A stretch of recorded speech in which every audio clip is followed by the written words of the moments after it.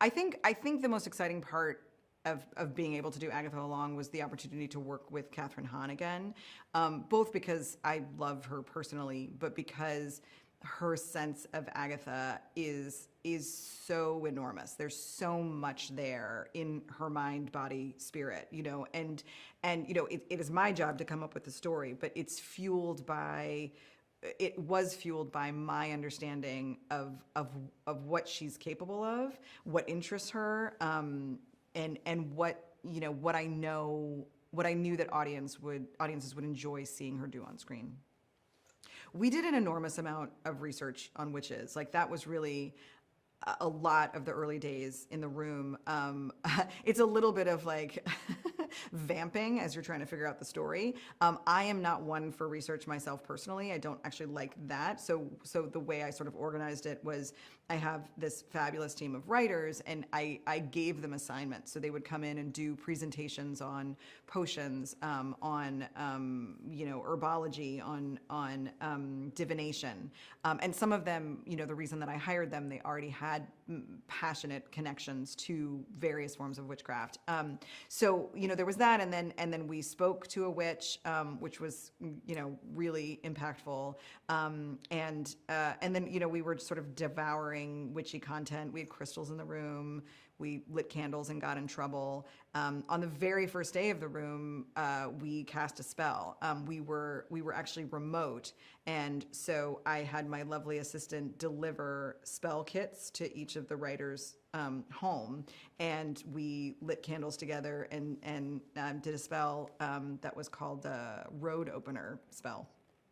I think that there is so much there with Agatha Harkness. That's really the challenge of making any series is, do you have enough? I come from the feature space, and so like with a feature, you have, depending on who you're making the feature for, you're making an 1.5-hour movie or a 3-hour movie, depending. But it is more finite, obviously. And with TV, you need so much more. There is so much more surface area.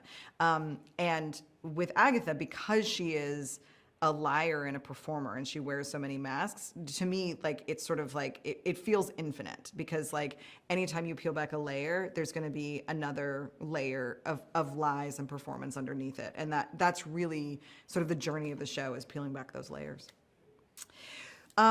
So The Witch's Road, it's hard to remember the exact moments, the moment where that kind of clicked. We had the idea that I really wanted to put Agatha in a situation where she was forced to assemble a coven. Like, that seemed really like a terrific opportunity for both comedy and drama, because it's just all conflict all the time. And also it had very sort of heisty vibes, and I that seemed right for her because she's a con artist. The fact that they were traveling the road, again, I think we needed what I like to call the container of like what is the thing of the show, and the Witch's Road comic is terrific and much beloved, and so it was really kind of our jumping off point. It was the idea of like, well, we could take the notion of the Witch's Road and we could really make it our own. So the tone of the series, the way that I describe it is 2 words, and it is Kathryn Hahn. Like, that is the best way I can articulate what this show does. I think, WandaVision had a real trick of a tone in that it, was a comedy, it was a sitcom, it was broad, but it was very heartfelt, moments of big drama, moments of big tragedy, and I very much wanted to carry that particular tone on into Agatha All Along, but we have this added piece of horror and sort of like, I don't know, like teeth that we didn't have in WandaVision. And there's a darkness, and that is all, it all sort of stems from Agatha, the character herself. And because Kathryn is able to do all of these levels, like, she's really the way to conceive of what this show is.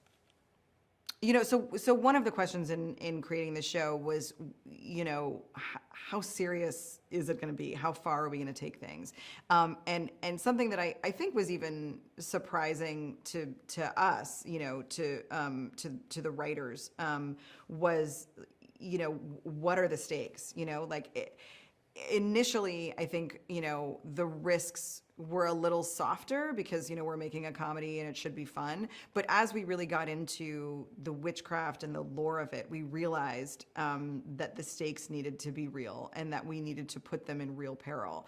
And that really dovetails with the practical element of the show, the fact that there's like a very visceral threats that are grounded in nature, that these are witches, who are centuries old, but the threats are the same, the threat of drowning, the threat of being burned, the threat, of being buried alive, of being stoned. Like this is, these were our tools, and we take them really seriously.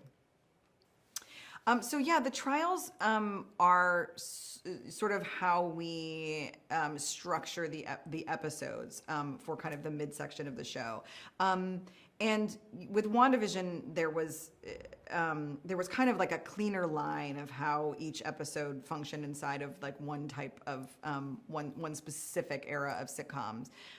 In this show, the trials were our device, but it was more than just one influence. There was the burden of, each trial was assigned to a distinct witch, so it was about her history and her arc and her particular growth.